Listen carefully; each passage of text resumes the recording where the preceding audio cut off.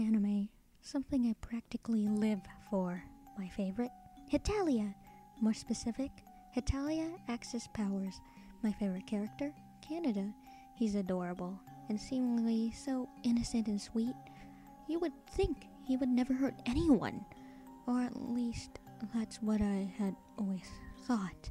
About 2 weeks ago, I was derping around the internet, as I always did. It was 2:34 a.m. and I couldn't sleep, so I decided to watch some Hetalia.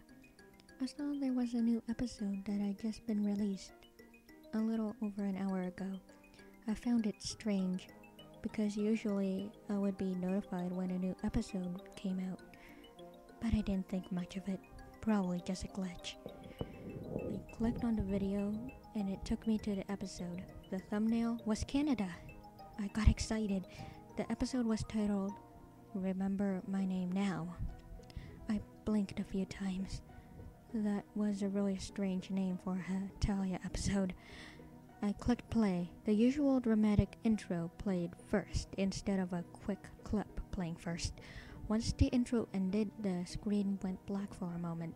Then the camera focused on Canada, who was holding Kumajiro. I got excited again. They were in a meeting, but the strange thing was, only Canada, England, America, and France were there. Family meeting, maybe? Probably America finally confessing his love for England. I giggled lightly at my own thoughts and continued watching. There are 2 Americas? England scratched his head. No, silly, that is America, and that is Canada. France said, I remember since Canada has my gorgeous hair. He flipped his hair in a flirtatious manner.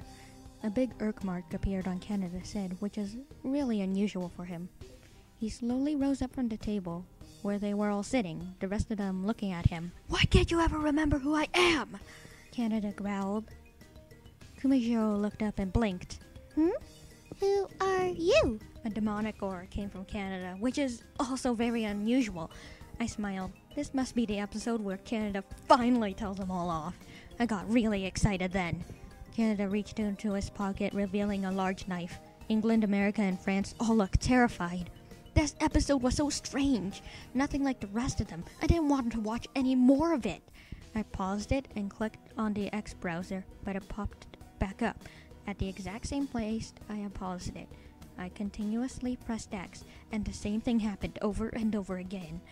I finally gave it up and hesitantly pressed play again. It began playing as it was before, and holding the large knife. The video began getting staticky.